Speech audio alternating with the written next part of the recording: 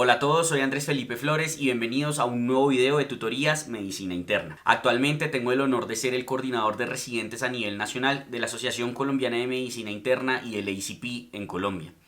Recientemente tuve la oportunidad de participar en el curso de actualización de Medicina Interna del capítulo central de la ACMI, dando un taller de pruebas en función renal. En este video quiero compartirles precisamente ese taller para que quienes no pudieron asistir lo puedan ver y también para animarlos a ver el resto de publicaciones que tiene la ACMI en su canal de YouTube y para estar activos para poder participar presencialmente o virtualmente en vivo en las diferentes actividades que se realizan en la asociación. No siendo más, vamos adelante con el video.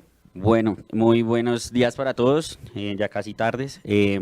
Gracias pues por su asistencia hasta ahorita, hasta la última parte de esta actividad que vamos a tener en este curso de actualización y pues muchas gracias a la doctora por la invitación. La idea es hablar un poco de las distintas pruebas diagnósticas que tenemos en nefrología, que vamos a ver que pues son múltiples y dependiendo de lo que estemos buscando específicamente de la parte de nefrología. Y para eso pues vamos a hacerlo a través de un caso clínico, como les comentó la doctora. Vamos a seguir utilizando la plataforma de Mentimeter. En este caso pues tenemos otro código para que porfa ingresen nuevamente a la página www.menti.com e ingresen el código o escaneen el QR 55388166 para con eso pues poder participar activamente de las distintas preguntas que vamos a ir realizando a lo largo de la discusión y el desarrollo del caso clínico. Aquí es una primera pregunta como para, mientras se van uniendo todos al Mentimeter, a qué grupo pertenecen, también para saber un poco cómo está compuesto, digamos, el auditorio en estos momentos. Hay principalmente estudiantes e internos. Buenísimo, esto va a ser pues bastante útil de igual para todos, para absolutamente todos, independientemente pues digamos del nivel en el que estén en la parte o en el proceso formativo de la medicina. Listo, súper bien. Principalmente estudiantes e internos. Bueno. La primera pregunta que les quiero hacer es, ya que vamos a hablar de pruebas diagnósticas en nefrología, ¿cuál creen ustedes o cuáles consideran ustedes que serían las pruebas más importantes? Si tuvieran que escoger alguna prueba o algunas pruebas específicas que utilizamos para valorar el riñón, ¿cuáles serían o cuáles serían las que ustedes elegirían? Entonces tenemos depuración de creatinina, uroanálisis creo es el que más han repetido todos por ahora, igual que creatinina. Biopsia también han escrito algunos, ecografía, nitrógeno ureico. Entonces vamos a hablar de varias de ellas y cuál es la utilidad que tenemos dependiendo del caso clínico, porque pues como vamos a ver va a variar qué utilizamos y a qué le vamos a dar prioridad dependiendo pues digamos de cada situación o cada particularidad clínica que tengamos a lo largo del desarrollo del caso. Entonces, efectivamente tenemos muchísimas pruebas diagnósticas en nefrología, como muchos de ustedes estaban mencionando. Hay algunas que están encaminadas precisamente a valorar cómo está la función del riñón, recordando que el riñón pues tiene múltiples funciones, pero digamos la parte de filtración o la parte del adecuado funcionamiento tubular y glomerular, en donde podemos ver, por ejemplo, los marcadores de depuración que nos habla precisamente de cómo está funcionando la filtración glomerular, creatinina, nitrógeno ureico, ya digamos como los marcadores específicos o ideales como serían inulina. También podemos tener el uroanálisis, los electrolitos séricos y urinarios, que nos hablan precisamente de toda esta función tubular de la reabsorción y la secreción de los electrolitos. Podemos tener otros como por ejemplo el test de estrés de furosemía, que pues cada vez está más en auge para la parte de la valoración también de la función tubular, test de reserva glomerular, estudios de medicina nuclear que también nos hablan respecto a cómo se está dando la adecuada función del riñón. Hay otros estudios encaminados más a la valoración anatómica, que pues son precisamente radiológicos, y tenemos otros estudios que ya nos hablan es más de un estrés y de un daño celular específico a nivel renal, como podrían ser los biomarcadores, que también cada vez más pues están cogiendo un papel importante dentro de las pruebas diagnósticas en nefrología. Dicho eso, entonces empecemos pues con nuestro caso clínico. Es un caso clínico de la vida real que tuvimos en el San Ignacio. Es una paciente femenina, tiene 71 años, natural de Bogotá, pero vivía en los últimos 30 años en Manzanares, Caldas, y su ocupación era hogar, previamente se dedicó a la agricultura. Y su motivo de consulta es que está inflamada. La enfermedad actual de la paciente es que lleva 2 semanas de deterioro en la clase funcional. Ella refiere que en este momento está en una clase funcional NIJA 3/4 y asociado a eso viene presentando edema de miembros inferiores, sensación de distensión abdominal y refiere ella que tiene sensación ocasional también de edema a nivel facial. A la revisión por sistemas dice que desde hace más o menos un año viene presentando orina espumosa, niega hematuria por lo menos macroscópica, niega pérdida de peso, diaforesis nocturna o algo que nos oriente a síntomas B, niega dolor torácico, ortopnea o disnea paroxística nocturna y niega cualquier estigma de autoinmunidad. En cuanto a los antecedentes, a nivel patológico, la paciente tiene antecedente de hipertensión arterial, diabetes mellitus tipo 2 no insulino requiriente y una enfermedad renal crónica interrogada que ya nos la mencionaba dentro de esos antecedentes, pero no teníamos claro cómo se la habían diagnosticado, cuál era, digamos, como su creatinina basal, entonces no había verdaderamente una certeza respecto a si tenía o no ese diagnóstico de enfermedad renal crónica. Venía manejada con irbesartán, con atorvastatina, con amlodipino, con espironolactona, pero llamaba la atención que a pesar que refería el antecedente de la diabetes mellitus tipo 2, no venía con ningún medicamento pues, para esa patología. Quirúrgicos únicamente Pomeroy, exposición a humo de segunda mano y de resto pues nada así adicional importante a resaltar en los antecedentes. Al examen físico los signos vitales estaban todos en rangos de normalidad.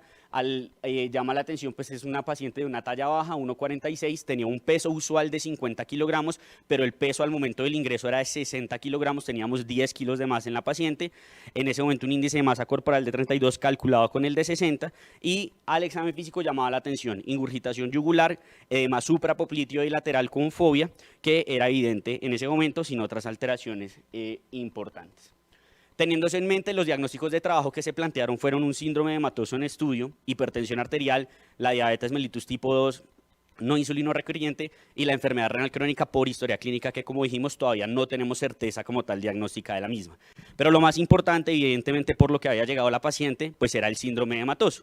La pregunta es entonces, ¿qué van a hacer ustedes o cómo le estudiarán ustedes ese síndrome hematoso a ese paciente? ¿Qué paraclínicos le solicitarían? ¿Qué priorizarían? ¿Qué sería como lo más importante a solicitar en este escenario de una paciente que viene con un cuadro clínico como el que estábamos viendo? Creo que le puede dar enter, por favor.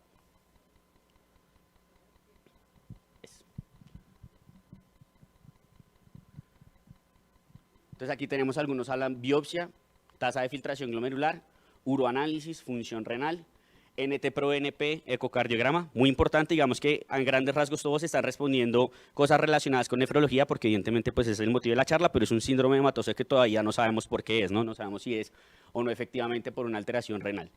Pero en general digamos que todos se enfocan bastante a esa parte y algunos también abordaron el componente cardíaco.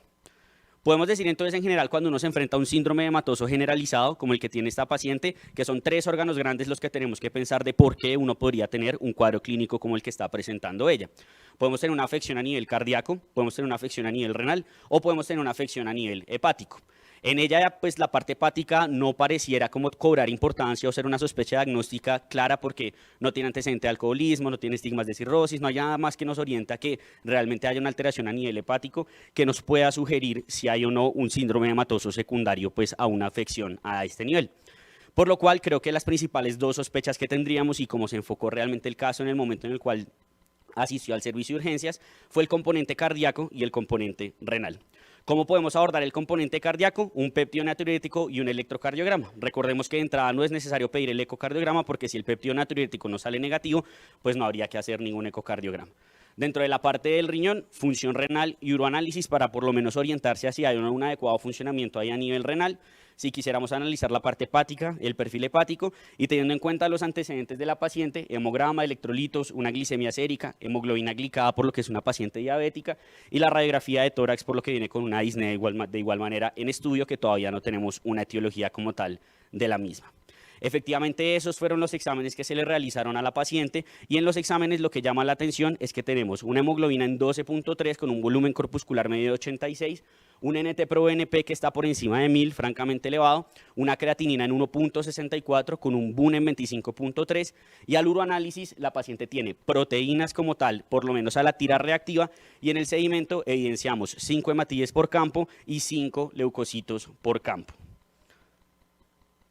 Digamos que evidentemente el NT-proBNP nos orienta que puede tener un componente cardíaco, a la paciente se le hace el ecocardiograma, tiene una hipertrofia concéntrica del ventrículo izquierdo, o sea, cumpliría criterios diagnósticos para una falla cardíaca con FEI preservada y tendría una descompensación asociada a eso. Entonces ya sabemos que sí, tiene un componente cardíaco, pero evidentemente también estamos evidenciando unas alteraciones en las pruebas de función renal que le pedimos a nuestra paciente.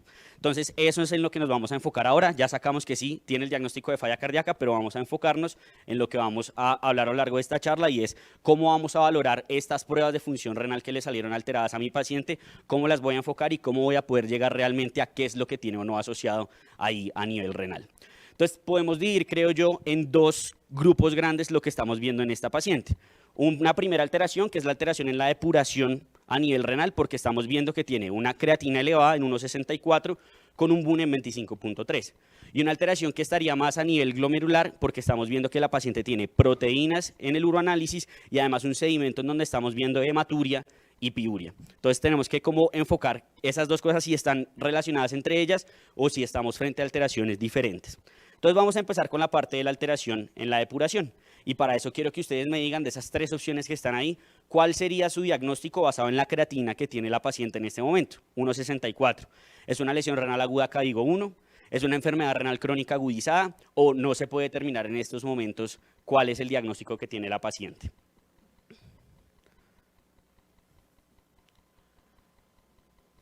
Bueno, la tendencia en general está hacia que no se puede determinar o hacia el componente de la lesión renal aguda CADIGO 1 y 4 personas han mencionado que tiene una enfermedad renal crónica agudizada en estos momentos.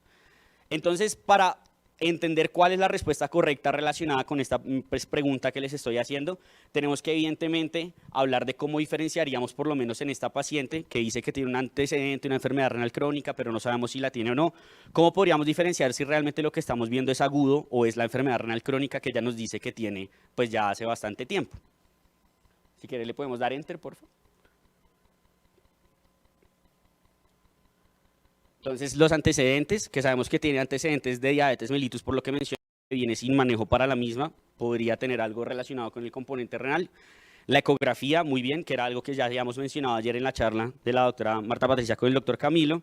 El tiempo de evolución, la ecografía, biopsia, bueno, el cuadro clínico, tiempo de evolución, digamos que en general todos están hablando de esa parte como de la ecografía y de si los antecedentes tienen una plausibilidad biológica de que haya el tiempo necesario para que hayan generado la afección a nivel renal. Entonces recordemos que en términos de cronicidad uno puede dividir la afección o la enfermedad renal pues en distintos componentes. El paciente que no tiene enfermedad renal, el paciente que tiene la enfermedad renal crónica que requiere por lo menos 3 meses de alteración en alguna de las funciones del riñón y los pacientes que tienen una lesión renal aguda, que usualmente es una afección que se da en las primeras 48 horas y hasta 7 días, o una enfermedad renal aguda que sería desde los 7 días hasta los 3 meses.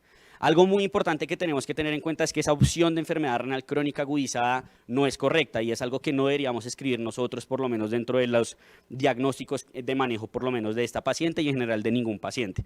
Porque si la paciente sí tiene una enfermedad renal crónica, que todavía no sabemos si la tiene o no, si llega a tener un componente agudo en estos momentos, no es que se le agudizó la enfermedad renal crónica, es que hay algo nuevo, que sería una enfermedad o una lesión renal aguda, asociado pues también a una enfermedad renal crónica de base como tal que tendría la paciente. Entonces es muy importante que para poder determinar si tiene o no esa lesión renal aguda, pues yo precisamente tengo que saber cuál es la función basal o no de la creatina de ella. Es decir, que en estos momentos por lo menos no podríamos saber a ciencia cierta cuál es el diagnóstico, por lo menos basado en la creatinina, en términos de la depuración que tendría nuestra paciente. Entonces aquí están las cosas que podemos utilizar nosotros para la diferenciación entre si lo que estoy viendo en mi paciente es algo agudo o es algo más debido a ese componente renal crónico que nos menciona ella que tiene. Lo primero es que tenga complicaciones asociadas con la enfermedad renal, hipertensión, anemia, alteraciones del metabolismo fosfocálcico, recordando que ayer nos dijeron en repetidas ocasiones que el fósforo no, porque se puede alterar tanto en el componente agudo como en el componente crónico, y otras alteraciones hidroelectrolíticas. La sintomatología urémica, que los pacientes nos refieran que vienen con alteraciones como que están con hiporexia, alteraciones del apetito, náuseas persistentes, emesis que sugieran que hay ese componente crónico. Alteraciones a nivel cutáneo también nos podrían orientar un poco. Los cambios anatómicos, que muchos respondieron muy bien la parte de la ecografía para ver si hay o no alteraciones en términos del tamaño renal o del grosor de la corteza o de la diferenciación córtico-medular, que me puede hablar de si hay o no un componente crónico en esa paciente. Y algo muy importante que todos respondieron muy bien es siempre pues miren la historia clínica de la paciente, los antecedentes y la duración de los mismos para ver si es plausible o no que esos antecedentes puedan explicar o me hagan sospechar que esa paciente base pueda o no tener un componente renal asociado en esos momentos. Entonces, si nos vamos a los exámenes que le habíamos tomado a nuestra paciente de ingreso, precisamente tratando de valorar esos componentes que estábamos mencionando en la diapositiva anterior, ¿qué podemos encontrar que nos pueda orientar hacia un componente agudo o hacia un componente crónico? Entonces tenemos una hemoglobina que está en 12,3, pero la paciente es una mujer, entonces uno dice, no, pero la definición que yo siempre tengo en mi cabeza es de 12, ¿cierto? tiene un volumen corpuscular medio de 86, tiene un potasio que está ligeramente elevado, tiene una hipercalemia leve que está en 5.4 y en los gases arteriales tiene un bicarbonato que está en 21.3, que si bien en ese momento fueron tomados en Bogotá y Avenida Manzanares, que está a menos de 2.000 metros sobre el nivel del mar, o sea, un valor normal de bicarbonato más o menos entre 24, más o menos 2, y una base exceso que también está negativa, con un cloro que está en 113, que estaría elevado en ese, pues digamos, como contexto. Entonces, la primera cosa en términos de la valoración de la hemoglobina es, ¿tiene o no tiene anemia esa paciente? Entonces, si bien todos tenemos en la definición universal de que 13 para hombres, 12 para mujeres, la OMS siempre ha dejado claro que uno tiene que hacer ajustes dependiendo si el paciente tiene o no antecedente de tabaquismo y dependiendo precisamente de la altura a la cual viva el paciente, porque eso va a afectar precisamente en términos de la eritropoyesis y de determinar si el paciente tiene o no tiene anemia. Entonces, hay unos factores de corrección establecidos, en el caso de ella viene de Manzanares, que como podemos ver ahí queda a 1.800 metros sobre el nivel del mar. Entonces, si le hacemos el factor de corrección que propone la OMS para su hemoglobina actual realmente sería de 11.5, es decir, si está anémica. Entonces uno dice, bueno, tiene una anemia, esa anemia es normocítica, eso podría estar un poco en relación con el hecho de si no tiene ninguna patología adicional, que pueda tener algo de relación con la parte de un componente crónico a nivel renal. Las otras alteraciones, el potasio, si bien tiene una hipercalemia leve, la hipercalemia se puede estar presente tanto en el componente agudo como en el componente crónico. Entonces ahí nos quedaría la duda de por qué podría estar presentándose como tal esta. Y en el estado ácido-base sí tiene una acidosis metabólica y esa acidosis metabólica es de anión gap estrecho y aparentemente tiene la hipercloremia, lo cual podría estar en relación con por lo menos con los estadios iniciales de una enfermedad renal crónica. Y la paciente no tenía nada de sintomatología urémica, no tenía alteraciones cutáneas ni nada por el estilo. Entonces, en esos escenarios, pues digamos que uno todavía persiste con estas dudas, como estamos en este caso. Evidentemente, lo que uno siempre buscaría o lo que quisiera es saber cuál es la creatinina basal de esa paciente, porque con eso es con lo que yo realmente puedo determinar si tengo o no un componente agudo en estos momentos. Entonces, les pregunto a ustedes, si la paciente les preguntan qué fue lo que nos pasó con ella y ella dice que no tiene una creatina basal, ¿cómo podrían estimar la creatina basal de ella? ¿O qué podrían hacer para tratar de hacer como una idea de cuál hubiera sido su basal si ella no tuviera una enfermedad renal crónica?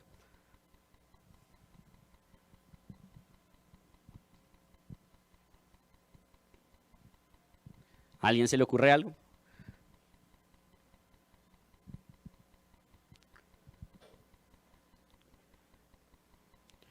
Entonces, cuando uno mira la guía del Acadigo, la guía del Acadigo le dice a uno en términos de la guía de lesión renal aguda o enfermedad renal aguda, que uno podría hacer una estimación de la creatina basal de los pacientes en esos escenarios como en este, en el cual definitivamente no le encontramos una creatina basal.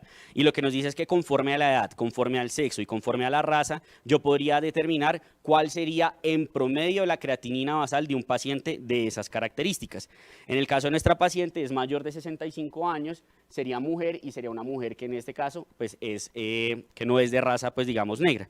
En ese contexto podríamos asumir que su creatina basal debería ser de 0.8 si no tuviera una alteración previa crónica o de alteración crónica a nivel de la función renal. Entonces esa es una opción que uno podría tratar de utilizar y con esta tablita uno trata de hacerse una idea, bueno, listo, si es un componente agudo o no es un componente agudo. Pero la paciente finalmente sí nos logró traer una creatina basal y su creatina basal era de 1.3. Entonces, uno procede a hacer la estimación de la tasa de filtración para con eso ver si tiene o no tiene enfermedad renal crónica. Y cuando hacemos la tasa de filtración, como vimos ayer, tenemos muchas fórmulas con las cuales podemos determinar eso. Si se la sacamos por Cockcroft, le da 31.33. Si la calculamos por MDRD, da 54.4. CKEPI 2009, 41. CKEPI 2021, 44. Entonces tenemos variaciones, pues digamos, entre ellas, algunas incluso de más de 10 mililitros minuto. Entonces la pregunta es, ¿cuál utilizarían o cuál van a usar de las 4 que se plantearon ahí? Tenemos CKEPI 2021, CKEPI 2009, MDRD, Cockcroft-Gault. Todos están yendo por lo más nuevo. Perfecto. ¿Alguien dijo CKEPI 2009? Una persona dijo Cockcroft-Gault. Ok, perfecto. Entonces, como mencionamos ayer en la charla del bloque que tuvimos en la parte de nefrología, definitivamente MDRD y Cockcroft-Gault no son unas opciones a utilizar, pues digamos, en estos momentos en general, ni está recomendado ya prácticamente por ninguna guía, por lo menos para determinar la depuración y saber si tiene o no enfermedad renal crónica, pues la paciente, o pues cuál es su tasa de filtración basal. ¿Por qué? Porque MDRD es una fórmula que es creada en poblaciones que tienen enfermedad renal crónica, por lo cual solo está validado en ese grupo poblacional y no es útil en tasas de filtración por encima de 60. Cockcroft-Gault, además de ser muy antigua, también tiene muchas limitaciones en la forma en la cual fue realizada y realmente en la actualidad los únicos escenarios en los cuales lo suelen recomendar es para el ajuste de dosis de medicamentos con, pues digamos, particularidades en esa afirmación porque realmente eso depende de con qué se haya hecho el cálculo para, digamos, cómo ajustar la dosis a la tasa de filtración. Pero, por ejemplo, incluso medicamentos nuevos como son los anticoagulantes directos orales, en su estudio ellos hicieron el ajuste con Cockcroft-Gault. Entonces no es algo, digamos, que sea como que solo sea de medicamentos pues muy antiguos. Pero en teoría lo que uno debería hacer es conforme a lo que diga, pues digamos, como el label del medicamento. Y la que tenemos que utilizar definitivamente es CKD-EPI, porque CKD-EPI es la que es más recomendada, es la que le han hecho un montón de estudios de validación con muchísimos pacientes de diferentes características, pero la duda que tenemos es cuál es esa diferencia entre 2021 y 2009 y cuál debería utilizar. Cuando uno se pone a ver realmente la razón por la cual hacen esa actualización hacia el 2021 es para eliminar de la fórmula la influencia de la raza. Previamente, si ustedes cogen MedCalc o QX Calculate, ustedes miran 2009 y les pide si la raza del paciente, pero en el 2021 no les pide como tal esa variable, porque la eliminaron. La razón de eso es que cuando usaban la fórmula del 2009 se daban cuenta de que los pacientes que eran de raza negra tenían una sobreestimación de la tasa de filtración glomerular. Y si tenían esa sobreestimación, pues digamos que clasificaban menos para hacer renales crónicos, para trasplante, para digamos todo lo que implica realmente tener una disminución o un valor de TFG pues más bajo. Hacen entonces esta nueva fórmula y en esta nueva fórmula lo que se dan cuenta es que cuando la validan, ahora los pacientes de raza negra tienen una infraestimación de la tasa de filtración, pero los pacientes que no son de raza negra tienen una sobreestimación de la tasa de filtración. Y además de eso, cuando uno mira dentro de los desenlaces que analizan en este estudio, es que no haya diferencias entre la raza negra y la raza que pues no es negra. Entonces la pregunta que por lo menos yo me planteo cuando uno analiza este estudio es si realmente es o no es la mejor. Porque cuando uno mira el del 2009, digamos que la sobreestimación o la infraestimación era más o menos de 4 mililitros minuto. Y cuando mira la del 2021, las alteraciones que hay ahora que están a la inversa también son de 4 mililitros minuto. Entonces queda la duda de si realmente eso no es la mejor, pero a este momento es la que se recomienda y la que digo pues está claro en que la que deberíamos utilizar debería ser CKD-EPI 2021. A fin de cuentas no termina siendo tan diferente, nuestra paciente era 41 o 44 mililitros minuto, pues digamos que tampoco es que tuviera un impacto, por lo menos en el contexto de nuestra paciente, tan alto. ¿Listo? Entonces, hablemos precisamente de cómo hacemos o cuáles son estas pruebas diagnósticas que tenemos para determinar la depuración y para valorar precisamente esta función del riñón, que es la depuración. La que más utilizamos o la prueba que más analizamos pues es la creatinina porque nos permite hacer una estimación de la tasa de filtración glomerular. Y eso es muy importante. La estimamos, más no la calculamos, no la determinamos como tal. ¿Sí? Es un valor indirecto con el cual podemos tratar de determinar cuál sería la tasa de filtración en esa paciente. La creatinina tiene varios problemas que seguramente muchos han escuchado y que también mencionamos el día de ayer. Uno buscaría idealmente que un marcador únicamente tuviera la depuración, es decir, se filtrara pues digamos a nivel del glomérulo y después de eso no tuviera ni secreción ni reabsorción a nivel tubular. Pero el problema es que la creatinina tiene los tres procesos a nivel renal. Entonces no nos mira únicamente lo que sería la parte de la depuración, que es lo que querríamos analizar realmente. Tiene influencia además por la microbiota a nivel del tracto gastrointestinal, dependiendo de qué tantas bacterias hayan o no y la producción que tengan, también se puede ver afectado el valor de la creatinina. Y hay medicamentos que también pueden elevar porque, pues digamos, la creatina porque compiten con su depuración, como por ejemplo el trimethoprim sulfametoxazol. Además de esto, pues la creatina, todos sabemos, es un derivado de la fosfocreatina, que es la primera, pues digamos, fuente de energía que tenemos a nivel muscular. Entonces, la masa muscular que tengan los pacientes va a jugar un papel importante en los valores de creatinina. La raza, pues digamos ahorita con la discusión de si sí o no, también en teoría tendría una influencia y también el sexo, ¿sí? Porque pues digamos que pues digamos usualmente hay una mayor masa muscular en el sexo masculino que en el sexo femenino. Entonces todas estas alteraciones nos pueden afectar el valor de la creatinina y por ende nos pueden afectar la estimación que tendríamos de la tasa de filtración basado en este marcador. Por esto mismo, pues se han creado otras opciones, seguramente muchos habrán escuchado la cistatina C. En su momento cuando salió la cistatina C salió como un boom y que iba a reemplazar a la creatinina, pero ya los estudios han mostrado que pues realmente no es así. No es como que la creatina ya no sirva para nada y entonces cistatina C para todo el mundo, sino que realmente cuando uno mira la cistatina C es una proteína que se produce en todas las células nucleadas, por ende va a ser dependiente también, digamos, como de la masa celular que tengan los pacientes y va a tener otras alteraciones, también tiene secreción tubular, también tiene eliminación extrarrenal y hay otros factores que pueden afectar su valor, como sería la inflamación, como sería el tabaquismo, entre otras. Entonces, pues digamos que tampoco es un marcador pues así ideal para tener. El nitrógeno ureico, que lo solemos pedir siempre cuando le piden a uno, pídale una función renal, siempre le pide creatinina y BUN. El BUN no es algo que nos permita estimar, pues digamos, o no hay ninguna fórmula que utilicemos el BUN para estimar la tasa de filtración glomerular basada únicamente pues en ese valor, porque el BUN sí que tiene muchas otras causas por las cuales se puede afectar. Puede tener falsas elevaciones, por ejemplo en sangrado gastrointestinal, por eso hace parte, por ejemplo, del Blatchford para calcular las hemorragias digestivas altas, hiperalimentación, corticoides, infecciones. También podemos tener falsas disminuciones, como en desnutrición o como en hepatopatía crónica. Entonces, pues digamos que el BUN realmente para determinar la filtración glomerular, pues es algo que no vamos a utilizar. Existe esto que siempre nos han mencionado de la relación BUN-creatinina para saber si un paciente está prerrenalizado o no, de si tiene un componente, digamos, como hipovolémico asociado a la afección renal. Y básicamente lo que quiere decir es que uno debería tener 20 de BUN por cada 1 de creatinina, es como la relación. Y si eso se altera, pues uno sugiere que tiene un componente hipovolémico porque cuando el riñón está hipoperfundido, empieza a reabsorber mucho más BUN para favorecer el mecanismo de contracorriente y así pues reabsorber más agua. Pero pues digamos que eso también tiene sus limitantes y sus discusiones, pero por lo menos en términos de determinar la depuración y la filtración, sabemos que pues el BUN no va a ser una opción y tenemos la cistatina. Entonces, este es un estudio pues como bastante bonito de la parte de la cistatina porque precisamente lo que nos dice y el mensaje que creo que deberíamos quedar todos en términos de si debemos utilizar o no algo diferente a la creatinina es que la combinación de los diferentes marcadores es lo que es mejor, no reemplazar la creatinina por otro marcador. Y de hecho, si miramos la fórmula de CKDP 2021, hay fórmula con creatinina y otra con creatinina más cistatina, no de cistatina sola. Entonces, ese es el mensaje, creo yo, y precisamente cuando uno mira, hay otras opciones que podríamos utilizar para determinar la depuración o la filtración glomerular. Por ejemplo, hay formas de medirla directamente, así podríamos utilizar marcadores directos como la inulina, que como pues mencionamos ayer, no es una posibilidad acá en el país. También tenemos opciones de medicina nuclear que nos permiten determinar precisamente como cuál es la depuración, o lo otro es la depuración de creatina en 24 horas, que son otras opciones que tenemos. Entonces, ¿cómo deberíamos abordar o cómo deberíamos tratar de acoplar todas estas pruebas que mencionamos a realmente determinar cuál es la filtración o estimar la filtración glomerular de mi paciente? Entonces, lo que nos dicen es, siempre utilice como mínimo la creatinina y con la creatinina haga el cálculo con el CKEPI pues 2021 conforme a lo que recomienda la CADIGO. Si usted tiene sospechas de que ese valor no es exacto por X o Y motivo, porque no le cuadra la clínica del paciente, porque considera que ese paciente tiene muchas razones por las cuales puede estar alterada la creatinina, complemente con un estudio adicional. Cistatina C, medicina nuclear o algo por el estilo, y con eso ya puede estar más seguro de cuál es la filtración glomerular como tal de esa paciente. Entonces, en este caso, sabemos que nuestra paciente entonces efectivamente tiene enfermedad renal crónica porque tiene una tasa de filtración basal que está por debajo de 60, específicamente entre 44 y 41. Entonces, ayer nos explicaron que si uno tiene una enfermedad renal crónica, la CADIGO nos recomienda que la debemos clasificar en el sistema CGA. C de causa, G de filtración glomerular y A de albuminuria. La causa de nuestra paciente, pues todavía no la sabemos, podría ser una enfermedad renal diabética, podría serlo porque tiene el antecedente.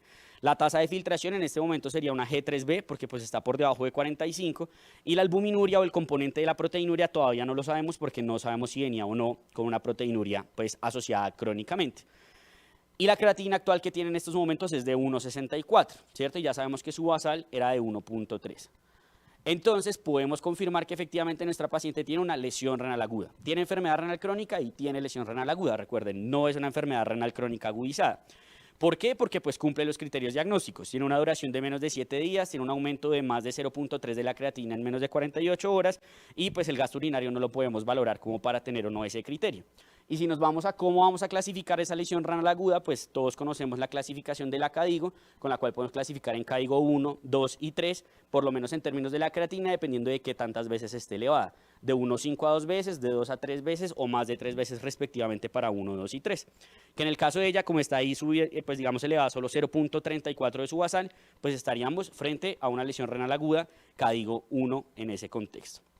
La pregunta entonces sería, listo, ya sé que tiene enfermedad renal crónica mi paciente, tiene una lesión renal aguda, con el cuadro clínico que hablamos, ¿cuál sería la etiología o por qué se está presentando esta elevación de la creatina en este momento en la paciente que estamos analizando?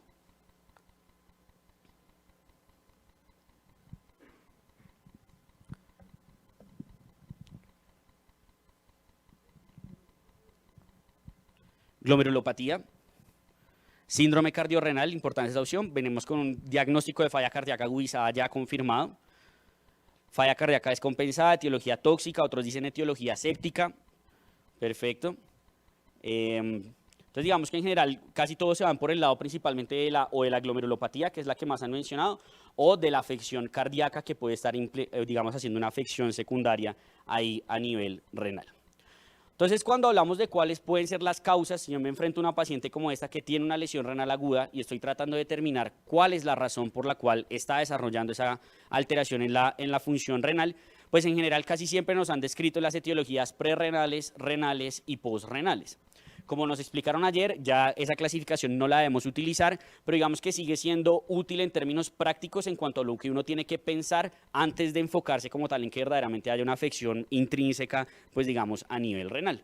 Entonces, si uno habla de esa clasificación antigua de prerrenal, sería todo lo que genere hipoperfusión renal, postrenal, todo lo que genere obstrucción o posterior ahí a nivel renal, y intrínseca renal, sí serían las que nos explicaron ayer, que sería la clasificación que queríamos utilizar actualmente, que es etiología isquémica, etiología tóxica, etiología séptica o alteración estructural renal o glomerular.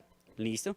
Entonces, el abordaje diagnóstico que se suele proponer en estos pacientes es: haga una adecuada anamnesis y un examen físico. Nuestra paciente ya lo hicimos, digamos que está congestiva, está hematosa, tiene un diagnóstico de falla cardíaca. Haga una toma de un uroanálisis para ver si hay hallazgos o no que sugieran esa glomerulopatía que muchos de ustedes estaban mencionando en la pregunta anterior. Y como ya habíamos visto en el uroanálisis de nuestra paciente, teníamos proteinuria, hematuria y piuria. Descarte que haya una disminución de volumen circulante efectivo para asegurar, pues digamos, que haya una adecuada hidratación y que no haya ese componente, digamos, como hipoperfusión, y descarte una etiología obstructiva, que la forma en la cual podemos descartar una etiología obstructiva y valorar precisamente a nivel de la imagen renal esos signos o no de cronicidad que mencionábamos previamente, pues hay que tomar una imagen. Entonces, la pregunta que les quiero hacer es, en el contexto de esta paciente, ¿qué imagen le van a solicitar? ¿Un urotac, una ecografía, una resonancia magnética o un Doppler renal? Listo, perfecto. Una persona ha dicho urotac, una persona ha dicho resonancia, 2 personas, 3 personas han dicho urotac y el resto todos estamos por el lado de la ecografía. Perfecto. Entonces, digamos que en general, cuando nosotros hablamos de cuáles son las imágenes que podemos utilizar para valorar el riñón, valorar la estructura anatómica del riñón, en algunos casos, etiología funcional, pues tenemos precisamente las que se centran solo en la parte anatómica, que sería la ecografía, el Doppler, la urografía y pielografía, el TAC y la resonancia, o las que nos pueden precisamente determinar algo adicional a la parte anatómica, que sería el componente funcional, que ahí utilizamos usualmente la medicina nuclear con distintos radiotrasadores que podemos utilizar en ese contexto. Como aquí realmente lo que nos importa no es en la valoración funcional, sino la valoración anatómica, pues deberíamos utilizar una de esas pruebas que están enlistadas ahí. ¿Cuál deberíamos utilizar? En general, en todas las lesiones renales agudas, uno debería utilizar una ecografía renal, salvo una opción, y es que uno esté pensando que el paciente tiene una uropatía relacionada con una litiasis, una uropatía obstructiva por una urolitiasis, nefrolitiasis, etcétera. Porque definitivamente el urotac es superior para determinar si hay o no la presencia del cálculo. Pero en el contexto de esta paciente que no tiene una clínica de cólico renal, que no tiene razones en este momento para que consideremos que hay una litiasis asociada a su cuadro clínico, pues la imagen que deberíamos utilizar debería ser la ecografía renal. Porque con la ecografía vamos a valorar precisamente esos hallazgos o no de cronicidad y si hay algo que nos sugiera, por ejemplo, dilatación del sistema pielocalicial o algo que nos hable de un componente obstructivo asociado en este caso. Entonces, efectivamente, eso fue lo que le hicimos a nuestra paciente. Se le hizo una ecografía renal y quiero llamar la atención en lo que está ahí subrayado. Y dice, 1, la diferenciación córtico-medular se encuentra preservada, ¿cierto? 2, el riñón derecho mide 88 por 40 por 44 milímetros y tiene un parénquima de 12 milímetros. 3, el riñón izquierdo mide 96 por 40 por 51 y tiene un parénquima de 17. Y muy importante, lo que habíamos dicho, le estamos descartando la etiología obstructiva, por lo menos por la ecografía, no tiene dilataciones de los sistemas colectores que nos sugieran eso como una posibilidad.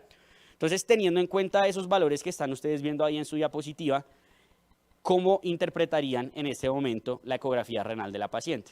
¿Es normal o es anormal? Lo que les mencioné ahí. Entonces, está bastante dividido, casi 50-50, pero está tendiendo un poco más a que todos mencionen que es anormal. Listo. Entonces, vamos a analizar esto. También lo habían mencionado ayer pues dentro de las charlas que tuvimos de nefro, y fue precisamente que el tamaño renal suele ser de 10 por, pues digamos, 10 a 13 centímetros por 3 a 5 centímetros por 3 más o menos centímetros en términos de los diámetros. Y que el grosor de la corteza suele ser de 10 milímetros más o menos 2. Eso quiere decir que si nos vamos específicamente a lo que encontrábamos en los valores de la ecografía de nuestra paciente, sí tendría los riñones chiquitos. ¿Cuál es el problema? Y que fue algo que mencionamos ayer. Estos valores de normalidad no están validados en nuestra población, que nosotros somos más chiquitos, más bajitos, etc. Y además de eso, pues entonces tenemos que tratar como de correlacionar si lo que está presentando la paciente o esas dimensiones son normales para el tamaño de la misma. Entonces esta paciente medía 1.46, ¿cierto? Entonces era chiquita, entonces sus riñones deberían ser dentro de todo pequeños. Uno podría tratar de hacer una aproximación a eso, en teoría, en términos como de relaciones anatómicas, uno esperaría que el riñón mida más o menos 3 cuerpos vertebrales, ¿listo? ¿Qué otras cosas debería valorar uno en una ecografía, además de lo que ya hemos mencionado de cronicidad y el tamaño? Uno, ver que el riñón izquierdo usualmente es mayor que el derecho en términos de tamaño y esa diferencia es de 15 milímetros como máximo. Por encima de eso, por más de 1.5 centímetros, pues habla de una asimetría renal y ahí hay que pensar otras etiologías y ahí sí, por ejemplo, tendría cabida el Doppler o cosas por el estilo para darse algo que me explique por qué ese paciente tiene una hipoplasia. Pero en el contexto de esta paciente, los riñones eran adecuados para su tamaño, tenía una corteza que era normal, pues estaba por encima de 10 milímetros en los dos riñones y tenía una adecuada diferenciación córtico-medular. Es decir, que la ecografía de nuestra paciente era normal y así como tal, pues fue leída por el radiólogo en el hospital. Entonces, digamos que esta primera parte que estábamos viendo de las pruebas que tenía alterada nuestra paciente en la depuración, podemos llegar en el momento a estas dos conclusiones diagnósticas. Sabemos que tiene una enfermedad renal crónica, que es un estadio G3B, no sabemos cuál es su estadio en términos de la parte de la proteinuria, y tiene una lesión renal aguda CADIGO 1 en estos momentos, que la etiología pues está a establecer y eso es lo que vamos a discutir también ahorita más adelante. Pero que algunos dijeron glomerulopatía, otros dijeron puede ser la parte de la falla cardíaca descompensada. Hablemos ahora del otro componente y es qué vamos a hacer con esa proteinuria, esa hematuria y esa piuria como tal que tiene nuestra paciente. Entonces muchos de ustedes mencionaron que podía ser una glomerulopatía. Entonces la pregunta es, ¿qué síndrome glomerular considerarían entonces ustedes que tendría esta paciente?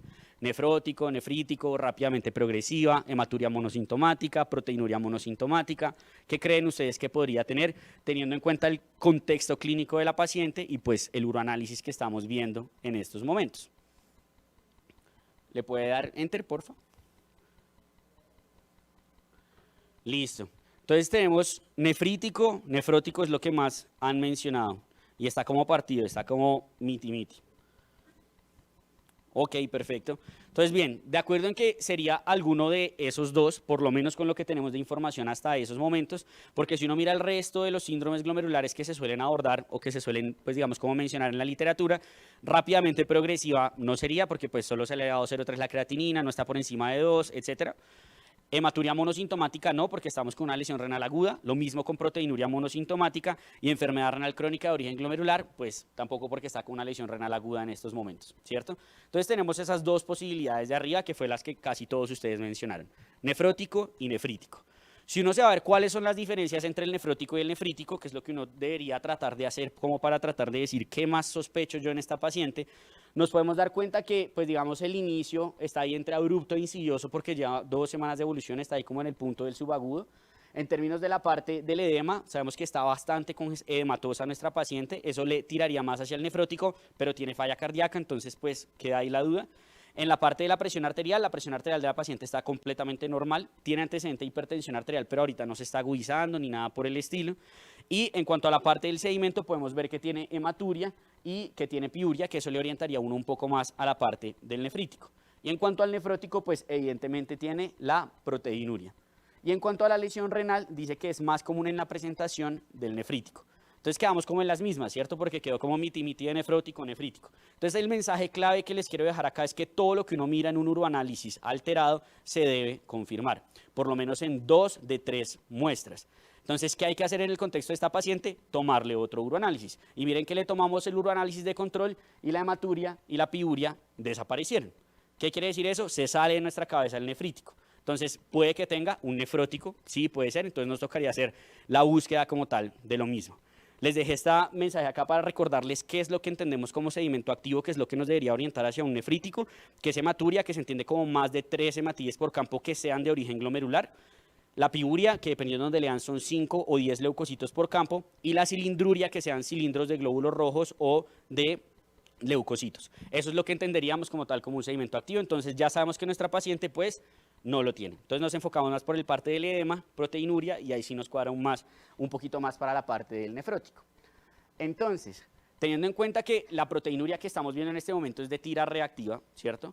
¿cómo confirmarían ustedes esa proteinuria que hemos visto en esos dos uroanálisis? O cómo la, digamos, cómo cuantificarían mejor para saber cuál es la magnitud real de esa proteinuria. Relación AC, relación PC o proteinuria en 24 horas, que serían como las opciones que uno tendría en ese contexto. Listo. Casi todos están orientados un poco más a la parte de 24 horas y los que no están ahí miti-miti entre AC y PC. Entonces tratemos de resolver esta pregunta para saber qué es lo que realmente le deberíamos pedir a nuestros pacientes en el hospital cuando queremos valorar esa parte de la proteinuria. Entonces sabemos que la proteinuria usualmente la identificamos por lo menos de entrada con esa tira reactiva, a sabiendas de que la tira reactiva tiene diversas limitaciones. Uno, solo es sensible para albúmina. Entonces, si el paciente tiene una proteinuria que no es relacionada con albúmina, como en el caso del mieloma, que botan inmunoglobulinas, pues saldría negativa, ¿cierto?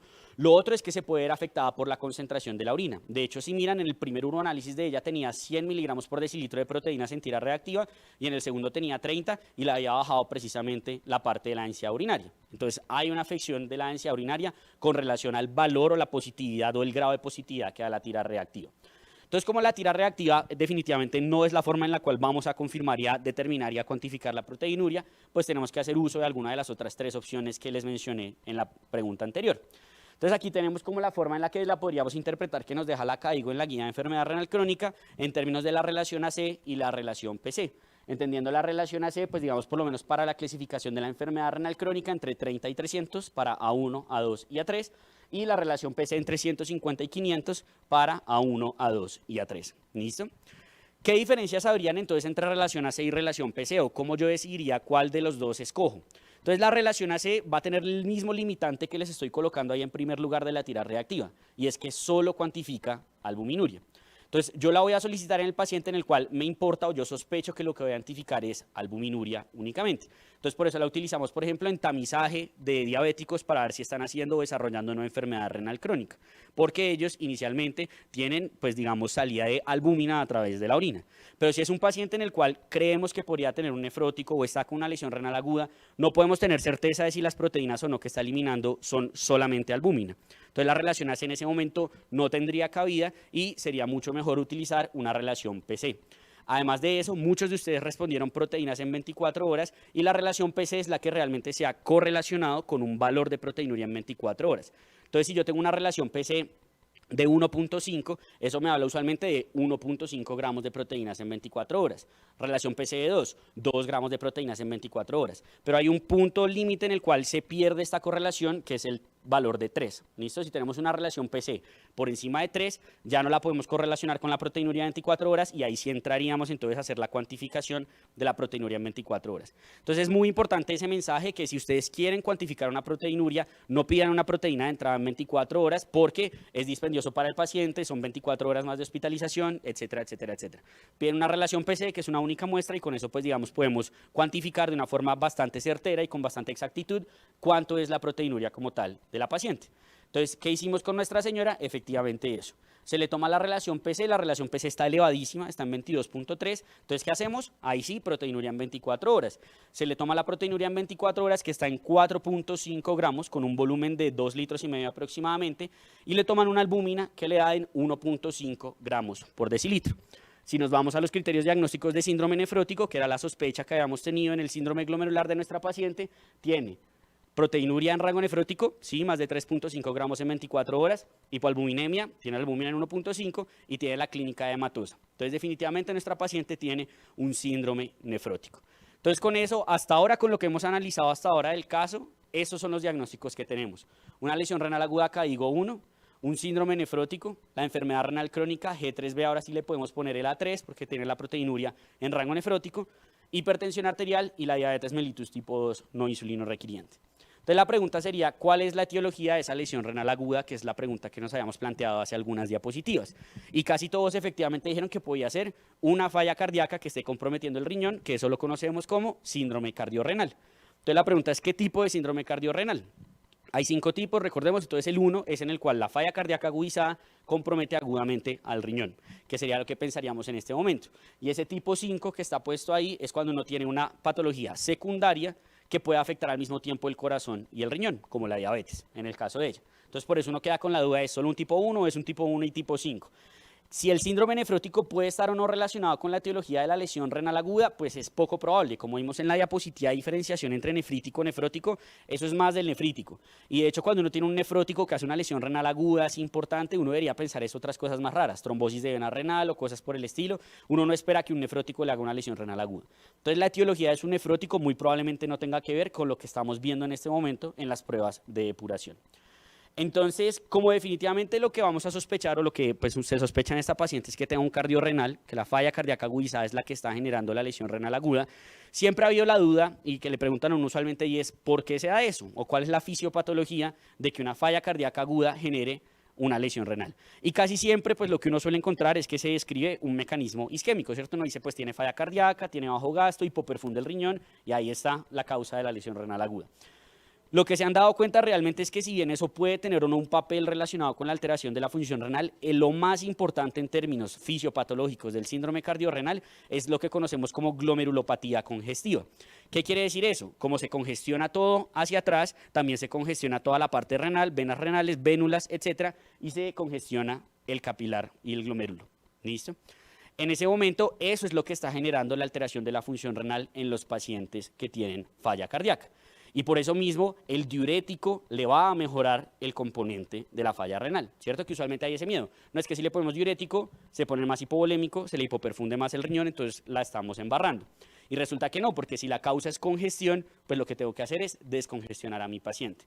Efectivamente, eso fue lo que se hizo en nuestra paciente. Nuestra paciente era pues naïf de diuréticos, conforme a la guía europea. Le iniciamos el bolo de 40 miligramos, luego se le continuó por horario. Y lo que nos damos cuenta es que su creatinina con la cual había llegado, sabíamos que era 1,64 y a las 48 horas del manejo diurético tiene una creatinina en 1,88. Entonces la pregunta es, ¿se deterioró la función renal de la paciente o no? En estos momentos, pasó de 1,64 a 1,88. ¿Nos preocupamos o no nos preocupamos por esto que está sucediendo en este momento? Está como partido miti-miti, pero está ganando el sí. Listo. Entonces, tratemos de resolver, pues digamos, como esta disyuntiva de si me debería preocupar o no porque se altera la función renal de una paciente en la cual estoy iniciando un manejo diurético y tiene una falla cardíaca descompensada. La pregunta es, como decimos si sí o si no, ¿cómo podríamos estar más seguros? ¿Qué se les ocurre que podríamos hacer en esta paciente, que podríamos investigar, que podríamos solicitar para definir si realmente tiene o no un deterioro renal, pues digamos, mayor en estos momentos asociado en estas 48 horas? Cuantificar el gasto urinario, soy urinario mencionan algunos, repetir la creatinina, ok. Soy urinario, en general casi todos están un poco más por la parte del, bueno, filtrado glomerular, inulina, mencionan algunos, listo. Aquí hay pues quiero hacer esa acotación importante, no está en las diapositivas, pero cuando uno tiene una paciente con una lesión renal aguda, un paciente con lesión renal aguda, la tasa de filtración no sirve de nada, ¿listo? O sea, no sirve calcular una tasa de filtración, ya les voy a mostrar el por qué, pero digamos que no tendría sentido como estadificar una lesión renal aguda porque la tasa de filtración se bajó, ¿sí? Porque la tasa de filtración es algo que uno debe medir en un escenario estable de la función renal del paciente. Cuando está así alterado, la creatina tiene muchas alteraciones y la estimación pues no va a servir o no va a ser exacta, ¿listo? Entonces es importante tener eso en mente. Entonces, ¿qué es lo que pasa? ¿Qué podríamos utilizar? Los biomarcadores, ¿listo? Es algo que cada vez más está cogiendo auge y que deberíamos empezar a conocer porque pues muy probablemente los vamos a poder estar utilizando de forma más rutinaria en el transcurso de los siguientes años. ¿Qué son los biomarcadores? Son pruebas séricas que me hablan de si hay o no verdaderamente un daño o un estrés a nivel renal. Hay distintos tipos de biomarcadores según, pues digamos, como la función y lo que me evidencien. Yo puedo tener marcadores de estrés, yo puedo tener marcadores de daño y la importancia o la razón por la cual surgen estas pruebas es precisamente por lo que les estaba mencionando ahorita de la creatinina. Cuando yo tengo un paciente que tiene una lesión renal aguda, la creatinina se dice que va más o menos 48 horas atrás de lo que realmente está pasando con el paciente. Y por eso el criterio de lesión renal aguda es de 48 horas. ¿Listo? Entonces, como la creatinina no es tan útil y va muy atrás, entonces cuando el paciente se está mejorando, sigue muy alta a pesar de que ya está mejor, o está muy baja cuando el paciente se está deteriorando, dijeron pues creemos unas pruebas que nos sirvan más y de forma temprana me digan si realmente hay o no una afección a nivel renal del paciente. Y precisamente pues surgen los biomarcadores, tenemos múltiples.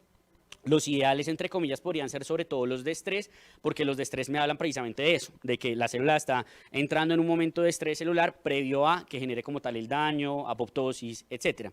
Entonces ahí hay algunos que existen que serían como los que más deberíamos utilizar, que es lo que se conoce como el NephroCheck, que ya les voy a mostrar acá, que son los que están ahí arriba, ¿cierto? Que es el IGF-BP7 y el TIMP-2, son como los dos que están más validados. De daño, existe uno que no sé si habrán escuchado, que es el Enegal, que también pues digamos existe como esa opción.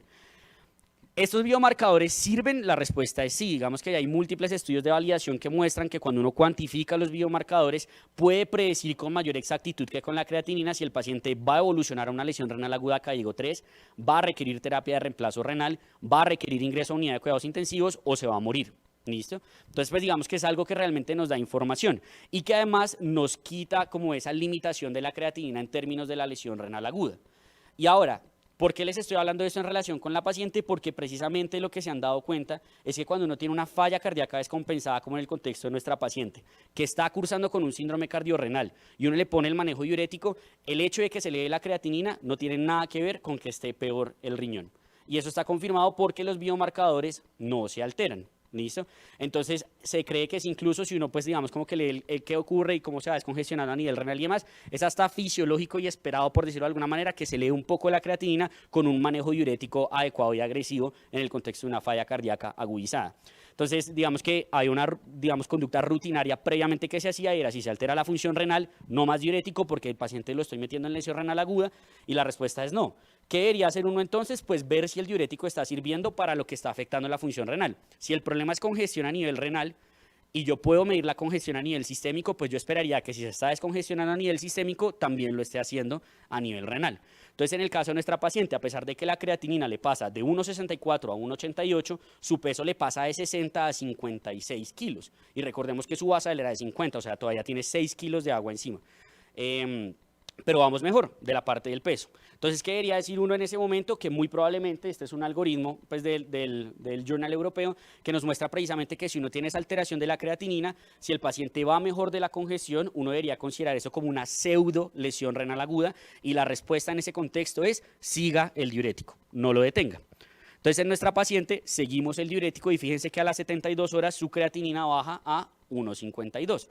Entonces empieza a tener como la respuesta esperada del comportamiento en el uso de la furosemía en un síndrome cardiorrenal. Entonces es como importante tenerlo en cuenta en este contexto. Entonces en este momento vamos con una lesión renal aguda CAIGO 1 por un síndrome cardiorrenal tipo 1, ya salimos de esa parte. Lo que nos queda es entonces el nefrótico, ¿cierto? Esta paciente, ¿por qué tiene un nefrótico en estos momentos? ¿Cuál es la etiología del nefrótico? Y lo que uno pensaría de entrada es, pues tiene diabetes, ¿cierto? Puede ser una enfermedad renal diabética, porque la diabetes es una de las principales causas de síndrome nefrótico secundario en el adulto. Pero resulta que reinterrogamos a la señora porque al inicio, si recuerdan, les dije que no venía con manejo para la diabetes y cuando le miramos su glicada estaba en 5,2% y la señora lo que nos dijo es yo nunca he tomado medicamentos para la diabetes. A mí una vez me dijeron que el azúcar estaba alta, me pusieron a hacer dieta y ya, y pues nunca he recibido manejo. Es decir, pues no es diabética, ¿cierto? Como había la duda al inicio de que si fuera diabética, se le pidió valoración por oftalmo, por lo que hay esa correlación de que más o menos el 70% de los pacientes que tienen afección a nivel renal, pues también tienen afección a nivel retiniano. Entonces, si uno tiene una retinopatía diabética, asume que ya hay daño microvascular y muy probablemente pueda dar daño a nivel renal. Y oftalmología nos confirmó aún más lo que ya nos había dicho la señora, y es que pues no había nada de retinopatía diabética porque la señora pues realmente nunca fue diabética. Entonces eso nos dejó peor, ¿cierto? Como bueno, no es la diabetes, entonces ¿qué puede ser el nefrótico? ¿Qué podría ser lo que está presentando la paciente en este momento? Entonces nos fuimos a mirar cuáles son las causas de que el paciente pueda estar presentando un síndrome nefrótico. Y las podemos dividir en secundarias y en primarias. Secundarias, aparte de la diabetes, que es la primera que uno debería considerar, uno debe pensar en etiologías infecciosas, lo que sería VIH, hepatitis C, hepatitis B, sífilis como los 4 principales a considerar, etiologías autoinmunes, por ejemplo un lupus que esté teniendo una nefropatía membranosa y eso esté generando el síndrome nefrótico, y la otra son etiologías neoplásicas, ¿cierto? Que el paciente o tenga una paraproteinemia, es decir, esté produciendo un montón de inmunoglobulinas como en un mieloma y esas inmunoglobulinas las esté orinando, o que tenga una manifestación paraneoplásica de algún cáncer, entonces que tenga una glomerulopatía paraneoplásica. O la otra posibilidad es que simplemente tenga una glomerulopatía primaria, que fue lo que muchos de ustedes ya habían mencionado. Entonces, que tenga una glomerulosclerosis focal y segmentaria, que tenga una glomerulopatía membranosa, una enfermedad de cambios mínimos, aunque en el adulto sabemos que es rara, digamos que sería lo que podríamos considerar. Entonces, ¿qué hacemos en este caso? ¿La biopsiamos o no la biopsiamos para saber por qué tiene un nefrótico?